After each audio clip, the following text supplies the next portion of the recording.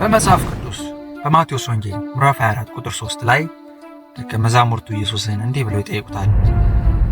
ንገረን፣ ይህ መቼ ይሆናል? የመምጣትህና የዓለም መጨረሻ ምልክቱስ ምንድን ነው? ብለው ይጠይቁታል።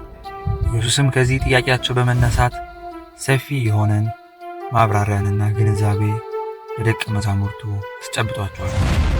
በዛሬው ቪዲዮአችን ኢየሱስ ክርስቶስ ስለ ዓለም መጨረሻ፣ ስለ ምልክቶቹና የዓለም መጨረሻ መቼ እንደሚሆን የተናገረውን በስፋት እንዳስሳለን እናያለን።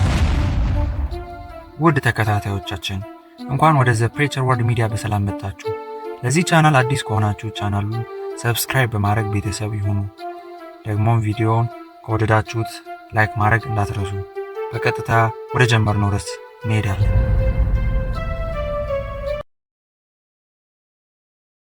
በመጀመሪያ ከታሪኩ ሂደት ስንነሳ ደቀ መዛሙርት ቤተ መቅደሱን ለኢየሱስ ለማሳየት ወደ ኢየሱስ ይቀርባሉ። ኢየሱስ ግን ወዲያውኑ ሐሳባቸውን አውቆ እንዲህ ይላቸዋል። ይህን ሁሉ ታያላችሁን?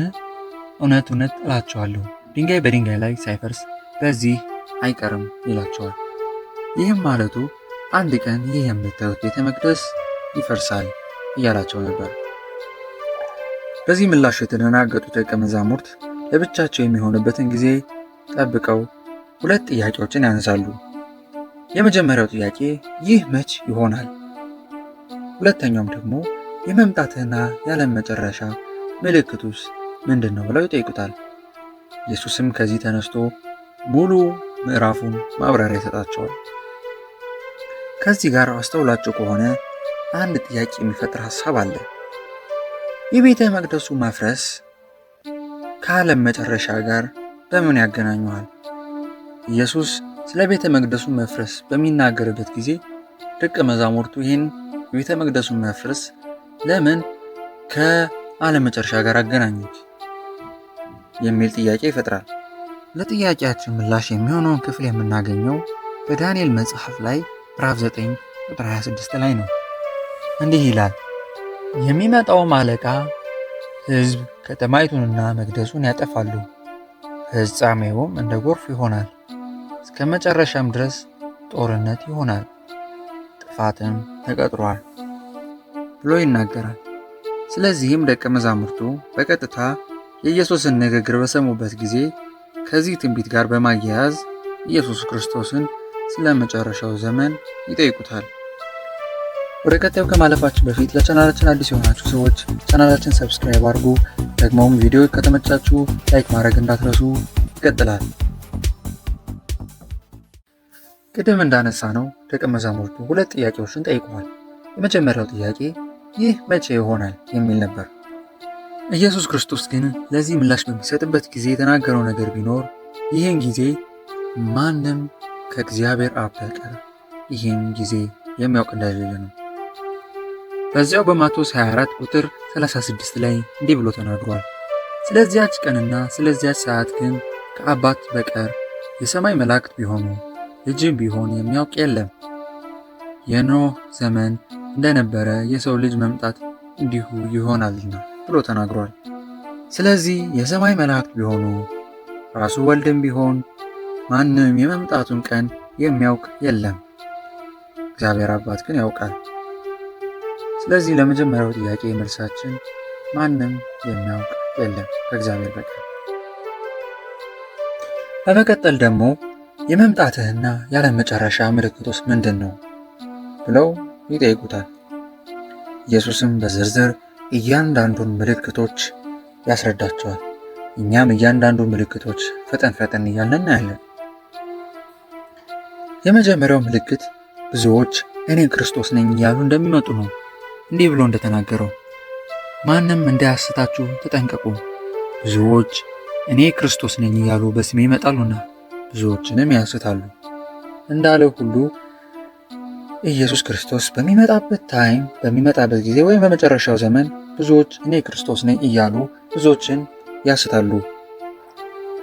በሁለተኝነት ደግሞ የምናነሳው ምልክት ቢኖር የጦር ወሬ ትሰማላችሁ እንዲህ እንዳለው ጦርንም የጦር ወሬ ትሰሙ ዘንድ አላችሁ። ይህ ሊሆን ግድ ነውና ተጠበቁ፣ አስደንግጡ፣ ዳሩ ግን መጨረሻው ቀና ነው ይላቸዋል። ስለዚህም በመጨረሻው ዘመን ብዙ ጦርነቶች እንደሚካሄዱ፣ የጦርነት ወሬዎች እንደሚሰሙ፣ ሕዝብ በሕዝብ ላይ፣ መንግስት በመንግስት ላይ ይነሳል የሚባለው ከዚህ ቦታ ላይ ነው። በዚህም ምክንያት ረሃብ፣ ቸነፈር፣ የምጣር ሁሉ ይጀምራሉ ማለት ነው። በሶስተኝነት ደግሞ የምናነሳው አማኞች ለመከራ ተላልፈው ይሰጣሉ። እንዲህ ብሎ እንደተናገረው በዚያን ጊዜ ለመከራ አሳልፈው ይሰጧቸዋል፣ ይገድሏችኋል። ስለ ስሜም በአሕዛብ ሁሉ የተጠላችሁ ትሆናላችሁ። በዚያም ብዙዎች ይሰናከላሉ፣ እርስ በርሳቸውም አሳልፈው ይሰጣጣሉ፣ እርስ በርሳቸውም ይጠላላሉ ተብሎ ተጽፏል። ስለዚህ በመጨረሻው ዘመን አማኞች መገፋት እንደሚጨምርና እስከ ሞት ድረስ የሚያደርስ እንደሆነ ኢየሱስ ክርስቶስ ተናግሯል። በመቀጠልም በአራተኝነት ደረጃ ደግሞ ብዙዎች ሐሰተኛ ነቢያት ይነሳሉ። እንዲህ ብሎ እንደተናገረው ብዙ ሐሰተኞች ነቢያትም ይነሳሉ፣ ብዙዎችንም ያስታሉ። ስለዚህም ደግሞ ብዙ ሐሰተኛ ነቢያት፣ ብዙ ውሸታም ነቢይ ነን ባዮች እንደሚነሱ ክርስቶስ አስቀድሞ ይናገራል። በዚያም ብዙ ሰዎች ይሰናከላሉ። በአራተኝነት ደረጃ ደግሞ የጠቀሰው ፍቅር እንደሚቀዘቅዝ ነው። እንዲህ ብሎ እንደተናገረው ከአመፃም ብዛት የተነሳ የብዙዎች ፍቅር ትቀዘቅዛለች። ስለዚህም በመጨረሻው ዘመን የብዙዎች ፍቅር እንደሚቀዘቅዝ አስቀድሞ ኢየሱስ ክርስቶስ ተናግሯል። በስድስተኝነት ደረጃ ወደ ቀጣዩ ሌብል መሸጋገሪያ የሆነው ነጥብ ደግሞ ወንጌል በዓለም ሁሉ ይሰበካል።